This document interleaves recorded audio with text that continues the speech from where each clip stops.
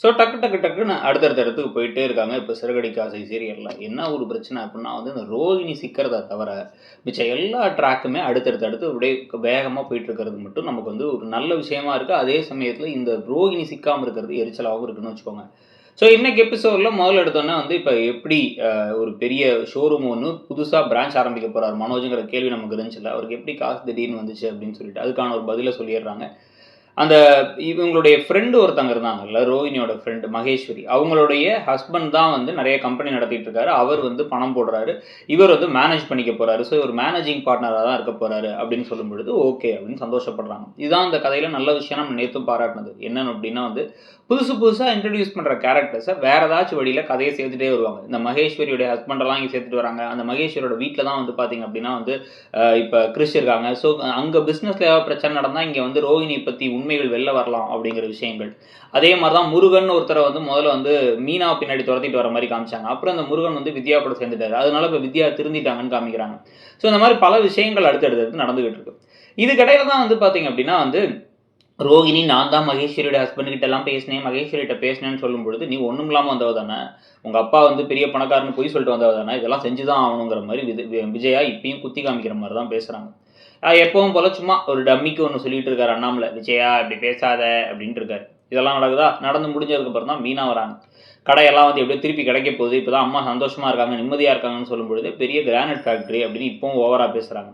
பேசும்பொழுதே வந்து இன்னும் ஒரு மாரியே இருக்க, என்ன ஆச்சுன்னு மீனாட்ட கேட்கும்பொழுது தான், என் பைக்க காணோம். பைக்க வந்து கோயில் வாசல்ல நிப்பாட்டியிருந்தேன். யாரோ தூக்கிட்டு போயிட்டாங்க அப்படின்னோனே, அடக்கடவுளே! அப்படின்னு இப்ப வந்து முத்து யோசிக்கும் பொழுதே வந்து வண்டியெல்லாம் வந்து எதுக்கு தூக்க போறாங்க? யார் தூக்க போறாங்க? இத கூட பத்திரமா வச்சுக்க முடியாதாங்கிற மாரி விஜயா பேசிட்டு, உன் தம்பியே தூக்குனானான்னு பாரு. அவனுடைய பைக்க திருடுனதுக்கு அப்புறம் தான் அவங்க அப்பா வந்து இது முன்னாடி விழுந்தாரு. ட்ரெயின் முன்னாடி விழுந்தாரு. நீ இந்த வீட்டுக்கே வந்தன்னு பேச, அவன் நல்ல கம்பெனில வேலை பார்த்துட்டு இருக்கான்னு கோவப்பட்டுட்டு இருக்காங்க. அப்ப ஸ்ருதி எல்லாம் வந்துடுறாங்க. அதெல்லாம் கிடைச்சிருங்கிறாங்க.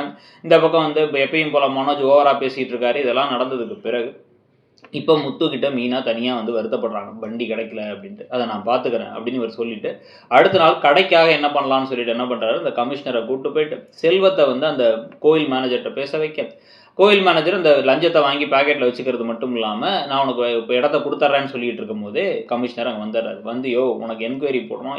அறிவு இருக்காயா? உன்ன நம்பிலாம் வந்து ஒரு பொறுப்ப குடுத்தா, ஒரு கோயில் விஷயத்துல லஞ்சம் வாங்கிட்டு இருக்க அப்படின்னு வந்து திட்டிட்டு, முத்து நீ ரொம்ப நல்லவன்ப்பா. வீட்டுக்கு வந்து இந்த ஆள் மேல ஒரு கம்ப்ளைண்ட் லெட்டர் மட்டும் குடுத்துருப்பான்னு சொல்லிட்டு கூட்டு போறாங்க. அப்ப அந்த கம்ப்ளைண்ட் லெட்டர வந்து இவரு எழுதுறதுக்கு என்ன பண்ணணும், எங்க சைன் பண்ணணும்னு சொல்லிட்டு இருக்கும்போதே, அருண் வீட்டு வாசலுக்கு வந்துடுறாரு. இன்ஸ்பெக்டர் சொன்னாரு, ரெக்கமெண்டேஷன் லெட்டர்ன்னு ஒரு லெட்டர கொண்டு வந்து நீட்டிட்டு, இனிமே தப்பு நடக்காம பார்த்துக்கிறோங்கிறாரு. அப்பதான் வந்து இவரு கேட்கிறாரு, உன் சகல தானே இவரு. இனிமே தப்பு நடந்துக்காம பார்த்துக்கிறோம்னா, அப்ப இதுக்கு முன்னாடி தப்பு நடந்துச்சா? ஏன் இப்படி பேசுறாரு? அதே மாரி வந்து நேரடியா வந்து ஒரு விஷயத்த வந்து பேசாம, ரெக்கமெண்டேஷன் வாங்கிட்டு வரும்போது தான் வந்து இந்த மாரி ஆட்கள்லாம் நமக்கு ஒத்து வரதில்ல அப்படின்னு சொல்லும்பொழுது, முத்து அவருக்கு வந்து எனக்கும் அவருக்குள்ள ஒரு மனஸ்தாபம் இருக்கு. நல்லவர் தான். ஆனா எப்படி நடந்துக்கணும்னு தெரியல.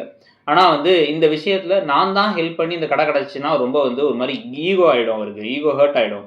அதனால வந்து நீங்க வந்து அவரால தான் அது கிடைச்சுங்கிற மாரி விட்டுருங்க. அவருக்கு வந்து ஃபோன் பண்ணி கிடைச்சிருச்சுங்கிற மாரி சொல்லிடுங்க. நான் விலகிக்கிறேன் அப்படிங்கிற மாரி முத்து சொல்ல, உன்னால தானப்பா அது கிடைச்சுச்சுன்னா, இல்ல நாங்க கொஞ்சம் பேசிக்கலாவே நானும் என்னுடைய மனைவியும் ரொம்ப தியாக உள்ளங்கள். ரொம்ப தியாகம் பண்ணுவோம் அப்படிங்கிற மாரி சொல்லிர்றாரு.